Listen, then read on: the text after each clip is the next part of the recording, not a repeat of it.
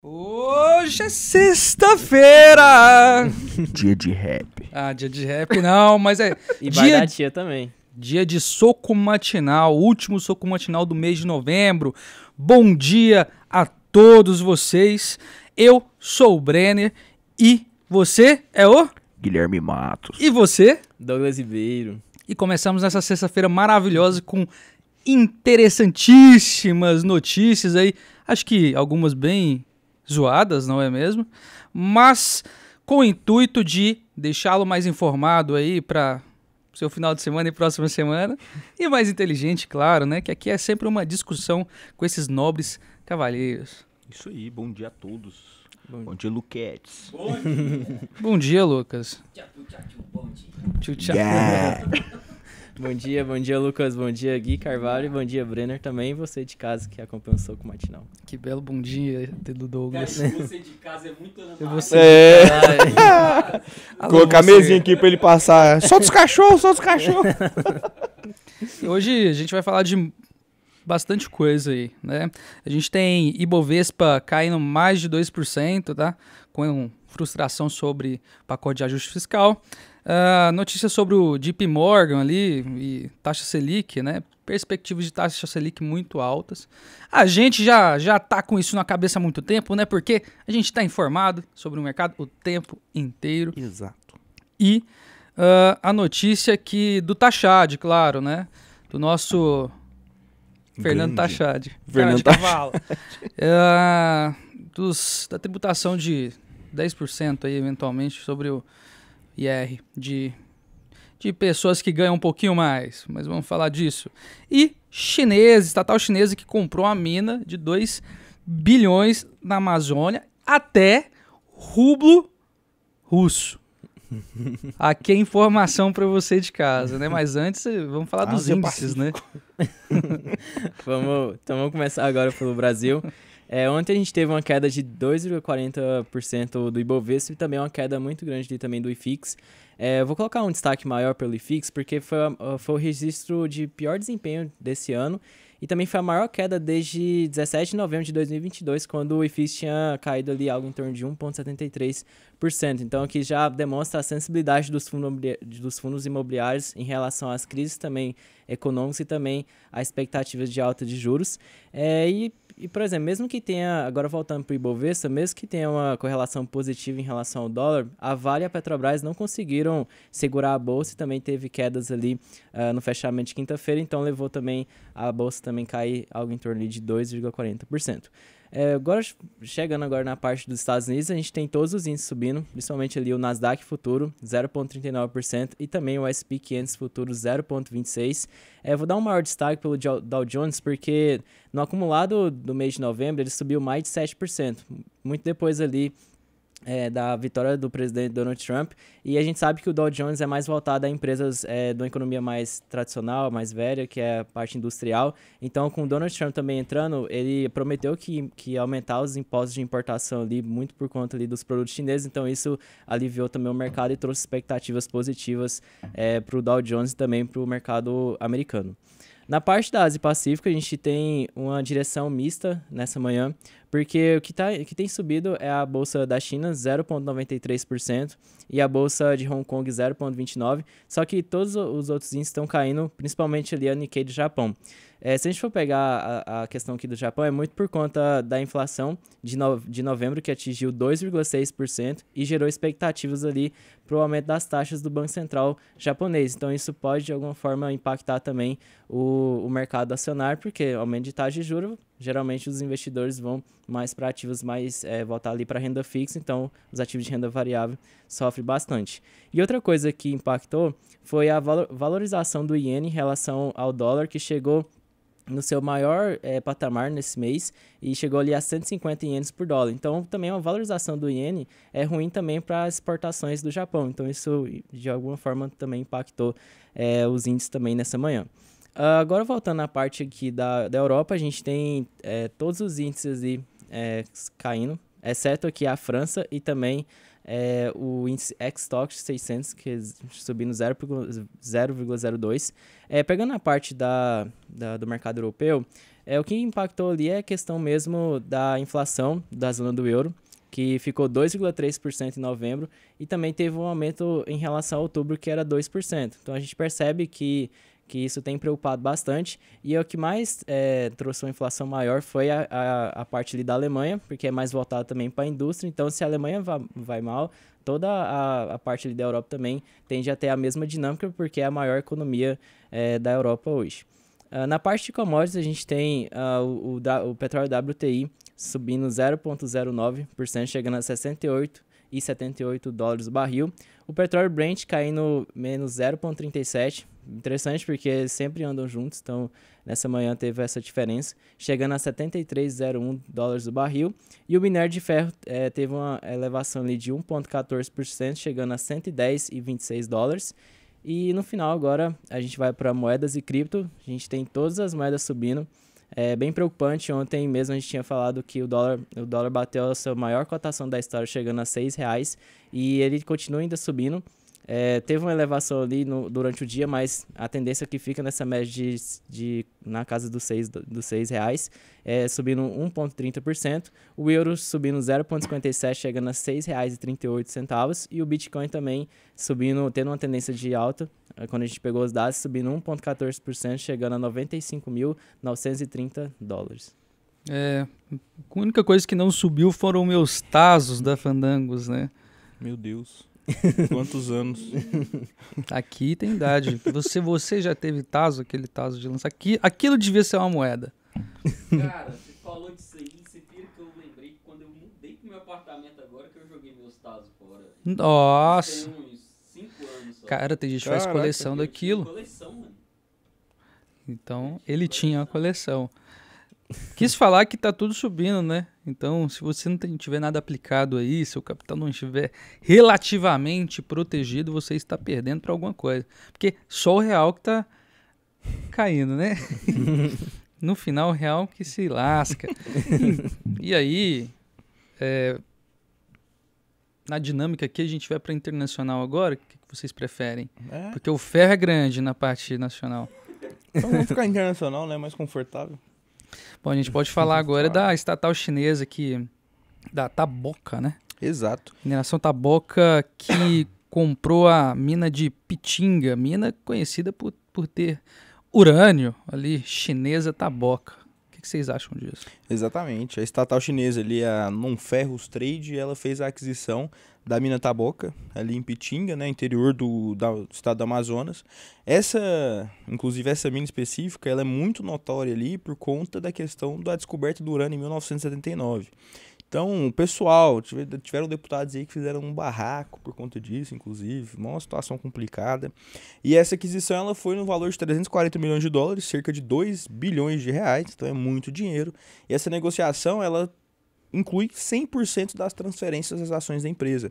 Então, a estatal chinesa, ela de fato está com 100% do controle da mineração Taboca S.A. E essa compra, ela está muito pautada também na questão do urânio, que é um elemento essencial para a energia nuclear, algo que a China também tem crescido ali, buscando cada vez mais isso. Fora isso, a região também da mineradora, ela encontra ali abrigo nióbio, tântalo, que são elementos ali essenciais para a utilização em capacitores, questões tecnológicas especificamente, como satélites, baterias e foguetes. E a China tem se mostrado aí uma empresa que está cada vez mais buscando esse avanço tecnológico. Então essa aquisição, ela pode ser entendida ali como uma estratégia para que a China faça a expansão das suas operações e consiga adquirir também maior capacidade tecnológica. E de acordo com a empresa que adquiriu, né, no caso a estatal chinesa, a inclusão da Taboca no portfólio representa uma excelente oportunidade para integrar novas tecnologias à operação, tornando a empresa e o país como um todo mais competitivo e ampliando a visão de mercado como um todo. E lembrando que essa estatal é uma das principais produtoras de cobre no mundo, com operação ampla, inclusive na Zâmbia. Então a gente está falando que essa estatal está começando a querer dominar o planeta, né? E é muito a estratégia da China também, pegar ativos bem estratégicos na parte de mineração, também do agronegócio, desses países mais parceiros deles também. Exato. Você pega commodity ali de países periféricos para setores estratégicos, né? Estimular setores estratégicos com essas commodities a preços mais interessantes, né? Até porque a China ela não consegue comprar tudo o tempo todo. Então ela utiliza o capital que tem para gerar mais capital, né? Uhum. Ou seja, investir. E seguindo, nós temos o rublo. Na minha cabeça, rublo, que é a moeda ali dos russos, parece Pablo. Na minha parece um... Rublo, Pablo. Parece nome de míssil. Então, tipo, quando você vê rublo russo, você acha que é um míssil russo que atingiu o nível mais baixo. Tem o jogador o de nome tênis estranho. chamado Rublev. E eu acho que ele é russo. Enfim, E tem seguindo... relógio, né? Igual O o Rublo. Sputnik também, foi o Rublo. primeiro satélite que foi à órbita pela União Soviética. Mas não tem nem R nessa palavra, cara. Seguindo, essa moeda, ela atingiu o nível mais baixo desde as primeiras semanas ali da invasão da Ucrânia, que já faz um tempinho, né? Rublo, por diversas questões, né, Douglão? Envolve aí capital humano, envolve custos relacionados à guerra, né, que se estendem, inflação. E o que você acha disso aí, Douglão? Não, exatamente. Se a gente for pegar aqui os dados da notícia, a gente percebe que hoje está sendo negociado a 110 rublos em relação por dólar. Na média, anteriormente, era entre 75 e 80 dólares. E essa desvalorização da moeda também devido às sanções dos Estados Unidos também e da União Europeia, mas também especialmente ali em relação ao Gaztombank. Gaztombank, que é um dos maiores bancos ali da Rússia, e também isso tem a questão da queda das exportações de gás natural para a Europa. Tanto que a Rússia ela tem feito uma alternativa, de vez de fazer as exportações de gás e petróleo para a Europa, ela tem feito ali parcerias com a China e com a Índia, tentando compensar essa perda ali do mercado europeu, mas mesmo assim é um impacto muito grande para as finanças do país, porque ela é muito dependente ainda desse mercado energético ainda, e também a parte da Europa também tinha essa dependência muito ali dos ativos da Rússia. E por que isso é complicado a gente analisar, igual considerando um país mesmo, questões mesmo das contas da Rússia? Porque ele é muito dependente desses produtos que ele exportava, e isso traz uns desafios fiscais, porque eles têm feito maiores gastos militares ali, que hoje consomem mais de 1/3 do orçamento público. Então, imagina só, eles estão com um conflito armado com a Ucrânia. É só um país, tudo bem que você tem outros conflitos com países dentro da OTAN também, indiretamente, mas isso já está consumindo muito o orçamento público da Rússia e isso tem preocupado bastante. E isso também gerou a queda da moeda e também gerou uma inflação, que existe várias inflações, tem inflação por ofertas, tem inflação por demanda, e você também tem inflação por questões cambiais. Tanto que até o Banco Central deles teve que aumentar ali as taxas de juros. Hoje está as taxas de juros, que é a Selic deles, por exemplo, subiu agora para 21%, e eles têm uma inflação projetada ali de 8,5%. Então a gente já sabe que vai ter ali um ganho real, mas isso é muito para estimular também o capital estrangeiro para dentro do país. Só que isso tem prejudicado muito a questão mesmo de previsibilidade em relação ao país, porque os investidores vão investir na Rússia se tiver previsibilidade dos resultados. E ela tem tido muitos desafios fiscais, como também escassez de mão de obra, porque teve muita mobilização de homens para a guerra e também uma fuga de trabalhadores, principalmente da indústria. Então, você não tem uma projeção muito grande ali econômica e também crescimento a longo prazo. Então, mesmo aumentando as taxas de juros, ainda é um desafio muito grande para a Rússia permanecer com capital externo dentro do país. Então, é bem complicado essa dinâmica do Vladimir Putin aí. Geralmente, por isso que eles estão buscando outras alternativas de moeda, meios de pagamentos, também estratégias também com países dentro do BRICS para tentar sair dessa situação aí fiscal e econômica dentro da Rússia. Claramente, com mudança de matriz energética, com uma maior globalização, a Rússia ela se encontraria nessa posição, dizem. Então, meio que a guerra ela acelerou certas coisas para que o eixo de determinadas decisões da economia ali naquela região e no mundo, né, no globo, se alterasse. Então, dizem também que alguns analistas que esses movimentos, né, de deslocamento do eixo de poder ali, por exemplo, no Oriente Médio, né, a Israel também tentando acelerar certas coisas, certos conflitos, e eventualmente ali a China também com a sua afiliada, né, para antecipar certos problemas. Então, essa inflação aqui é coisa que a gente conhece, né? Mas, eventualmente, não reflete muito A realidade. a né? realidade lá. Sim. Porque a Rússia, ela vive um outro cenário ali, né? Não é como uma inflação no Brasil. Mas isso aí fica para outra hora. E aí a gente entra agora no âmbito nacional, né, gente? Porque tá triste. Tá triste para todo mundo. Então vamos... Tristeza no Brasil, né? E Bovespa caiu aí, desmoronou mais de 2% com a frustração do mercado com o pacote fiscal. O que você acha disso aí, Guilherme? Guilherme? Cara, isso está muito alinhado também com o mercado como um todo. A gente teve uma expectativa voltada pelo posicionamento do Haddad sobre a questão do pacote fiscal. Ele deu um susto, ele dividiu isso ali em 3 momentos, né? Então a gente vai ter outros pronunciamentos do Haddad também sobre esse fato, que acaba impactando diretamente o mercado. A gente teve a Vale, teve queda inclusive, e apesar de ter o minério de ferro ter performado bem, Petrobras caiu, os bancos foram também afetados por isso. Então a gente está falando de Bradesco, Itaú, todos eles sofreram com essa movimentação do mercado, porque acaba que você tem essa saída de capital de algum modo por conta desse risco fiscal que o Brasil está passando, de certo modo. Então você tem a saída desses títulos de renda variável que possuem mais risco, né, os ativos de risco, e você tem uma migração feita também para os investimentos que possuem baixo risco. A gente está falando de renda fixa. A gente tem títulos bancários pagando 14%. Tem título isento que, se você colocar no gross up ali a taxa equivalente em CDB, a gente está falando de quase 15% de juros ali pagos por esse título. Então você tem uma atratividade maior por renda fixa, que acaba fazendo com que as pessoas saiam, tirem seu capital da Bolsa de Valores, que acaba que é algo que é muito volátil, arriscado de certo modo. Então você tem esse movimento e essas decisões, todos esses comentários feitos, esses pronunciamentos, eles impactam diretamente o mercado. Então a gente está falando também, o Douglas vai falar um pouco mais à frente, sobre a questão do IR, né, as propostas do IR também. Na verdade é você que vai falar. Bom, nós podemos falar. Então, a gente está falando de um impacto maior que pode afetar também os investidores que são rentistas, de certo modo. Então, a gente tem limites ali de tributação, que é uma projeção. Talvez isso aconteça, não aconteça também.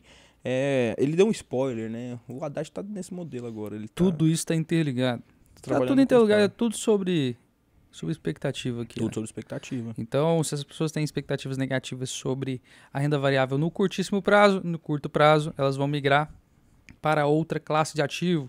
E a gente fala muito de saída de capital de estrangeiro. A gente teve uma saída volumosa enorme recentemente, que também impacta nessa má performance aí, que nos sugere uma falta de interesse na renda variável. E mesmo que essa questão da saída do capital estrangeiro, estava olhando uns dados ali no dia 27, né, agora, a gente teve uma movimentação aí de capital estrangeiro que entrou dentro da Bolsa de Valores como um todo de 174 milhões de reais. Então você teve uma entrada que foi baixa, de certo modo, né? Mas ainda assim tem essa movimentação. Então a gente saiu de um ciclo de retirada e o pessoal parece que está começando a voltar a colocar dinheiro, mas talvez também por um risco ali, que a gente já comentou algumas vezes aqui no Soco sobre a questão do Trump também, que tem impactado muito o mercado americano. Se tem a como saída de 1 bilhão, entra 100. Ou às vezes é uma discrepante, alternativa também de investir alguma coisa. em países emergentes também. Talvez o Brasil seja uma das poucas alternativas viáveis também de investir. A gente tem os nossos problemas econômicos, fiscais, mas se a gente for pegar o globo de países emergentes, a gente está ainda bem posicionado aí para receber investimentos também estrangeiros. Pode ser uma alternativa também. Gestores ali desses grandes fundos, né? A gente fala de milhões de dólares, mas para um fundo muito grande, de uma grande gestora, isso é um percentual bem pequenininho ali para o mercado emergente. Se você, na sua imensidão, no universo que a sua pessoa já tem problemas, imagina um país. Beleza.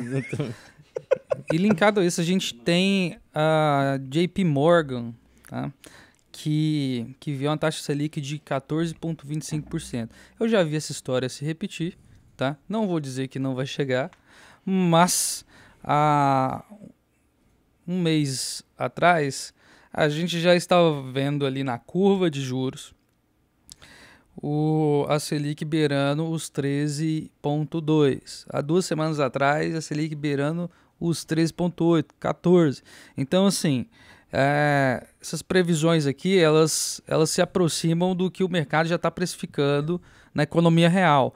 Então, quando eu estou falando na curva de juros, é porque as pessoas já estão negociando vencimentos com base nessas precificações. Então, elas já esperam essa Selic bem mais alta. O risco do país a 14%. Ou seja, o prêmio dos negócios ali feitos acaba sendo maior que 14%. Portanto, a precificação já está mais ou menos nesse patamar. Então, não se assuste quando você vê essas instituições, quando elas entram em consensos próximos ali, elas já estão participando das precificações do mercado, tá?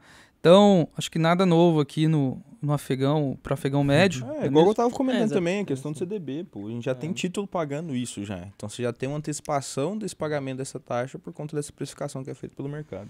O problema é que a gente vê no Tesouro isso aqui, né? Exatamente. O JP Morgan pegou um monte de informação do mercado e falou, não, eu projetei isso aqui, como se fosse ele sozinho fazendo isso.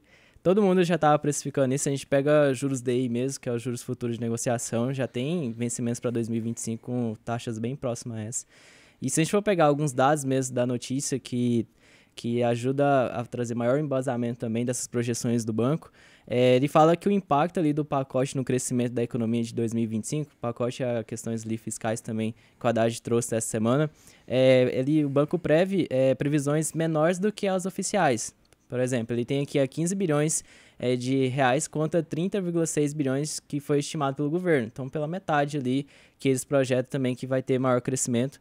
Outra coisa que eles trouxeram como algo que é um pouco mais preocupante é em relação mesmo à isenção para quem ganha até R$5.000 e também depois aqueles impostos para as pessoas que a gente até vai trazer ao longo do programa de pessoas que ganham até R$50.000 que pode ter impostos ali em relação a lucros e dividendos, porque segundo o banco isso pode aumentar a demanda e pressionar ainda mais os preços. Então, tendo maior inflação, isso faz com que o Banco Central tende a aumentar as taxas de juros para tentar conter ali o aumento dos preços e proteger o poder de compra da população.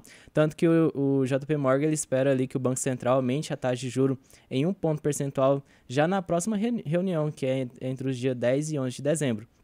Assim, então isso pode trazer uma certa pressão ali para os juros futuros e também uma certa incerteza também para o nosso Ibovespa.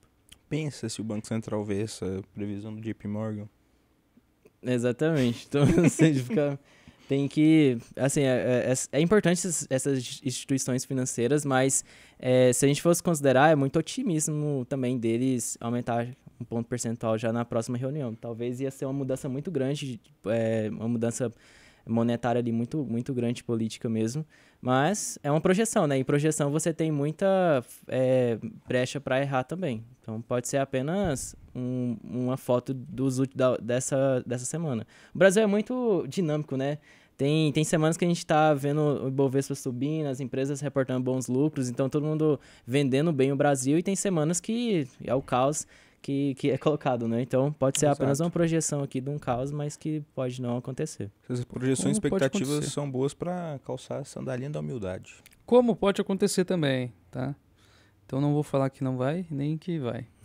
Mas oportunidades aí de compra de boas empresas, com certeza nós temos agora. Então movimentos táticos são importantes. E a pergunta que não quer calar, né? Os dividendos terão um IR aí de 10%, que é sobre essa nova proposta aí do governo, né? Que envolve o nosso queridíssimo Taxad, sobre uma nova alíquota, eventual nova alíquota de 10% acima de rendimentos oriundos de quaisquer fontes ali, para quem ganha acima dos R$50.000. Segundo o Haddad, né, os 10% de imposto valerão ou valerá? Qual concordância que está certa? Esses 10% valerá? Esse 10% valerá? Esses 10% valerão? Eu lembrei de um digo de um político. Nem li, nem lerei. Esses 10% serão ali acima, sobre, né? Savará, saberá, 30... sobre rendimentos que ultrapassem R$600.000 ao ano, tá? Então, a gente está falando aí de quem ganharia acima de R$50.000, mas a gente tem um problema logístico aqui, eventualmente, que é como é que o pessoal vai cobrar, né? Porque se você tributa dividendos, você prejudica as outras empresas. Se você tributa em folha de pagamento, a maioria desses caras eles não ganham em folha de pagamento, né? Se você vai para o lucro presumido ali, simples nacional, talvez você consiga. Só que aí a gente tem que pensar que esses caras que ganham mais de 50, e aí tem os caras que ganham mais de 100, mais de 200, mais de 300, eles vão criar estratégias de evasão, né, de ocultação de bens e tudo mais. Então não é só no imposto de renda. Então como é que você vai fazer isso aqui, Tachad? Né? Eu acho que você vai me lascar. Eu acho que isso aqui tem a tendência de reduzir, viu? Esperam uma captação que vá compensar, né, a isenção de imposto de renda dada. Sim.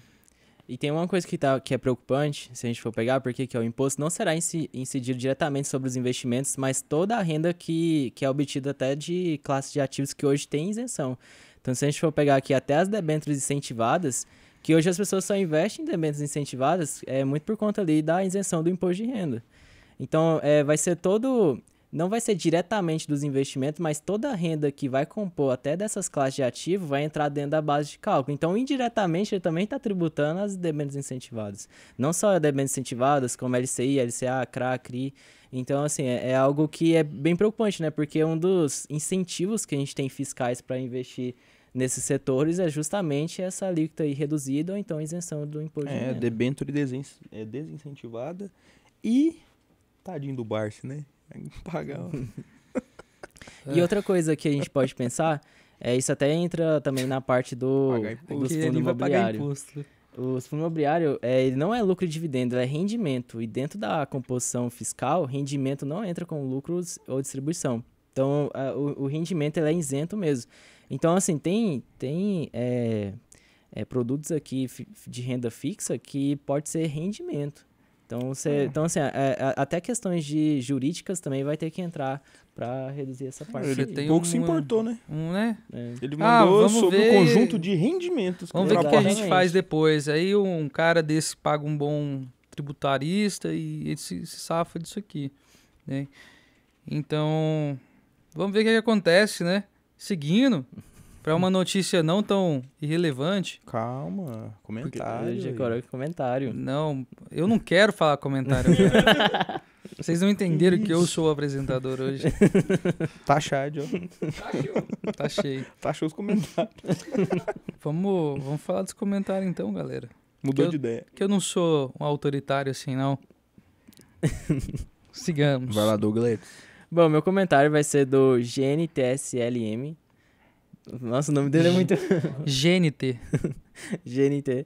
Ele fala rapaziada, uma dúvida. Quais pontos devemos observar ao avaliar o movimento de incorporação feito pelo BTG unindo o BCFF11 com o BTHF11? Eu queria só trazer alguns dados, porque teve a fusão desses dois fundos, né? Na verdade, o fundo BTHF11 ele era fechado, então só aberto em bolsa era o BCFF11. Então, a gente tem a união desses dois fundos para criar como se fosse um FII multi-estratégico. Ele ainda vai ser um fundo de fundos, mas aqui ele vai ter maior flexibilidade para investir em CRIs, cotas de outros FIIs e também ações de setor imobiliário e até imóveis de projetos ou então de desenvolvimento. Então, você tem uma quebra ali de estratégia, porque antes o BCFF11 era só fundo de fundos, ou seja, ele só comprava cotas de outras cotas de fundo imobiliário. Eu listei algumas vantagens e desvantagens em relação à fusão. Um lado positivo aqui é a redução das taxas de administração, porque antes era 1,25 ao ano e agora vai ser 1,1. Então, você teve uma queda ali da taxa de administração, isso é muito positivo. E e depois da fusão que criou o fundo, ele vai vir a mercado com 2,4 bilhões em ativos e tem maior diversificação também, porque hoje ele vai ser composto por 71% em FIIs, 22% em CRIs e 7% também em caixa. Então, ou seja, disponibilidade, dinheiro em caixa para investir em outros ativos. E outra coisa que eu queria colocar como algo positivo é sobre a taxa de performance, porque antes a taxa não era apenas um indexador vinculado à CDI, agora hoje é IPCA mais 6, então é bem superior. Então, assim, o gestor só vai ter uma taxa de performance quando ultrapassar esse benchmark. Então, isso é interessante porque IPCA mais 6 é algo que, ao longo do tempo, é bem difícil de bater, principalmente ali na classe de fundo imobiliário. Então, isso, de alguma forma, pode trazer ali maiores ganhos também para o cotista. E outra coisa que a gente pode analisar é sobre questões mesmo, por mais que ele vai ser um fundo de fundos mais multi-estratégico, ele ainda tem essa questão de taxas, também você tem a questão de, tem alguns ativos dentro do portfólio que não faz sentido talvez para um investidor de modo geral, então essa seria uma desvantagem que eu queria trazer, porque por mais que ele vai ser diversificado, quando você investe em fundo de fundo, você está terceirizando a sua gestão para outra pessoa, que às vezes eles podem fazer movimentos de mercado que é contrário ao que você acredita. Então é sempre importante analisar o portfólio desses ativos antes de investir. Boa. Vou ler o comentário do Andrei Jaco 3026. Programa de tradição, saiu daqui hoje com informação e motivado depois da frase do José. Ele motiva as pessoas. Pergunta: como vocês conheceram todo esse mundo de investimentos e qual foi a coisa que vocês viram e falaram? É isso que eu quero para mim. O próprio mercado, entender como é que uma empresa funciona. Pensa o seguinte, você já trabalha dentro de uma empresa, ou não, você tem a sua própria empresa. A estrutura que você tem ali para fazer essa empresa funcionar é praticamente a mesma lógica de uma empresa aberta em bolsa, só que num âmbito muito maior, então numa escala muito, muito maior. Então a gente está falando de, por exemplo, uma operação da WEG, que ela tem que se preocupar com venda de tintas, criação de motores, indústria 4.0, chão de fábrica, você tem a administração, o corpo executivo da empresa como um todo. Então você entender como é que essa empresa funciona e quais são as fontes de receita, como é que ela faz essas receitas crescerem ao longo dos anos, é um principal motivador que faz com que a gente entenda o mercado e queira trabalhar com isso. E especificamente a minha pessoa, quando eu estou falando de, quero trabalhar com isso, é entender principalmente o caso de cada um dos clientes e montar uma carteira que seja muito específica para esse cliente. Então, entender quais são os objetivos que a pessoa tem, quais são os riscos que estão atrelados ao trabalho dessa pessoa, ou a questões familiares, ou qualquer outra coisa que seja. Entender todo esse apanhado de riscos e como a gente pode proteger isso, tanto com uma carteira de investimento e outras questões alternativas, seja, sei lá, um seguro ou uma blindagem patrimonial com estrutura mais complexa, diversificar esse patrimônio no exterior, não correlacionar a sua profissão com um ativo de empresa, da bolsa.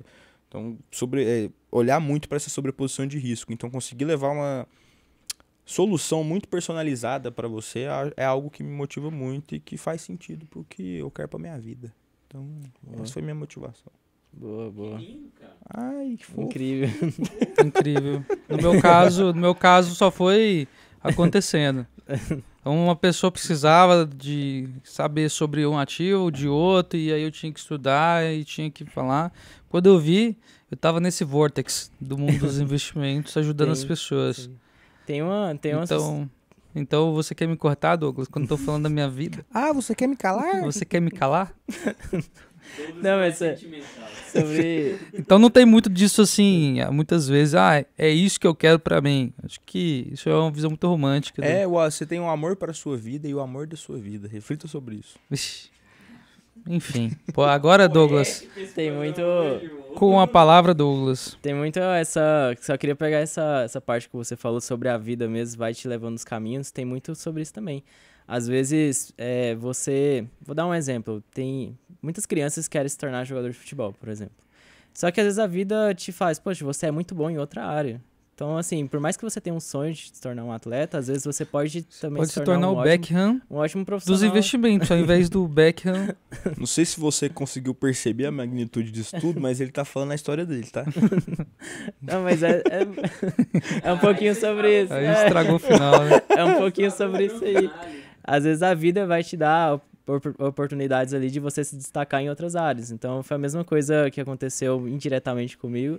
Um pouquinho porque eu gostava também de finanças, então eu sempre li livros também de grandes empresários. Eu sempre pensei, poxa, eles têm ações, eles têm empresas, eles investem também nessa parte da economia e eu fui entendendo de alguma forma ali, e isso foi impulsionando também para entender sobre bolsa de valores e também entender sobre as empresas. Então é algo que eu gosto muito, assim, quando alguém tem uma dúvida e eu consigo sanar essa dúvida e ela compreender bem, que envolve também empresas. Então é algo que sempre trouxe maior satisfação para mim, tanto pessoal como também profissional. Então, eu acho que para você se tornar um ótimo profissional, primeiro você talvez tenha a paixão ali voltado também à parte pessoal. Então, assim, às vezes, por exemplo, um analista, às vezes lê um relatório durante o seu tempo livre, ou às vezes alguma notícia nesse sentido. Então, foi algo que sempre me trouxe uma energia positiva para estar atuando nessa área agora do mercado financeiro. A panturrilha do Douglas é tão grande quanto o conhecimento dele.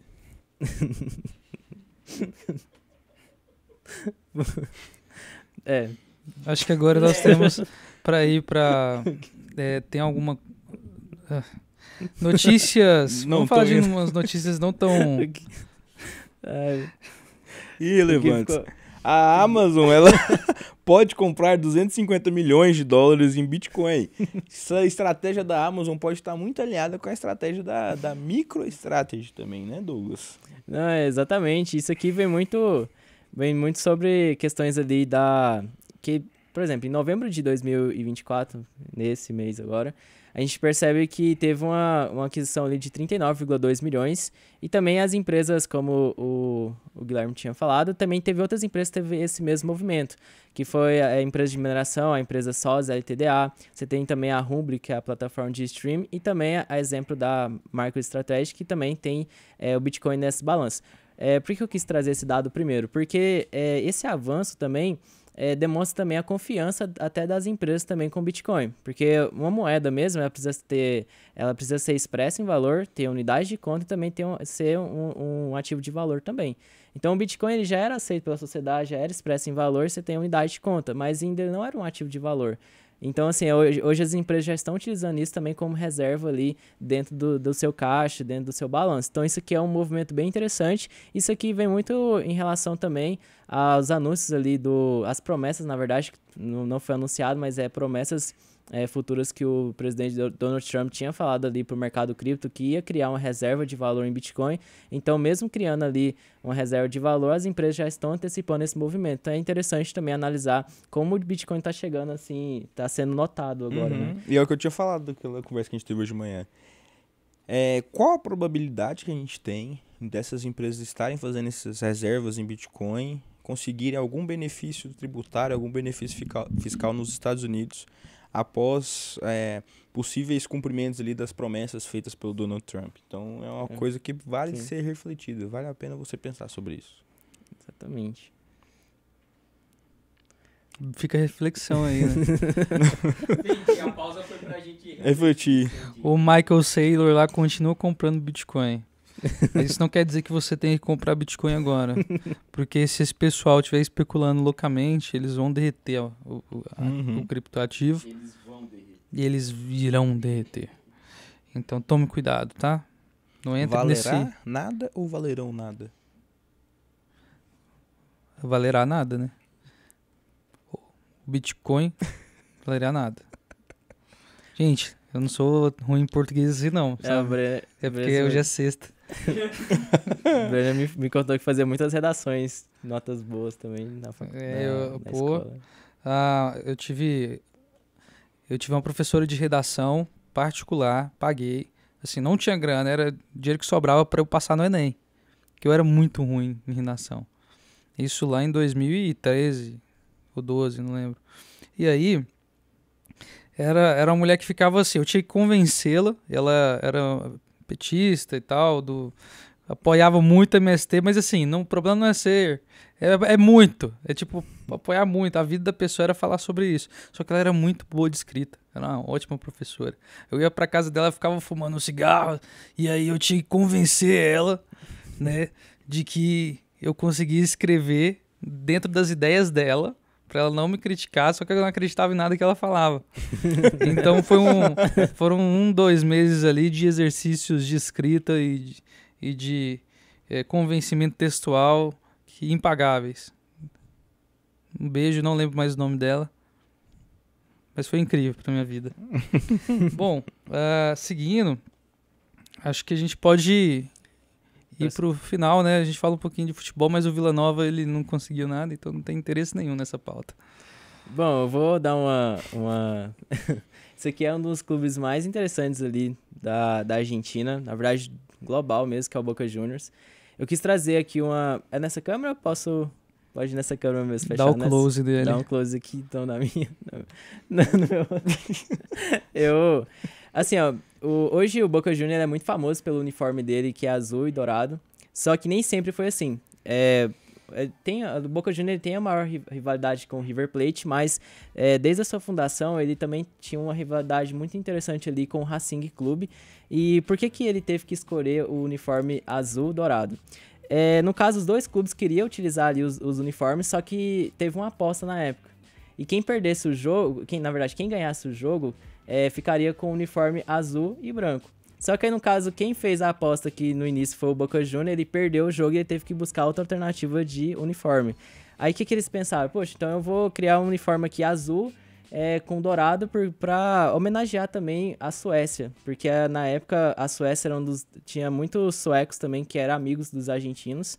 E eles optaram ali por azul e dourado. Então é uma homenagem também à seleção da Suécia. Só que o azul é mais predominante em relação à seleção da Suécia, porque o amarelo é o predominante lá do país europeu.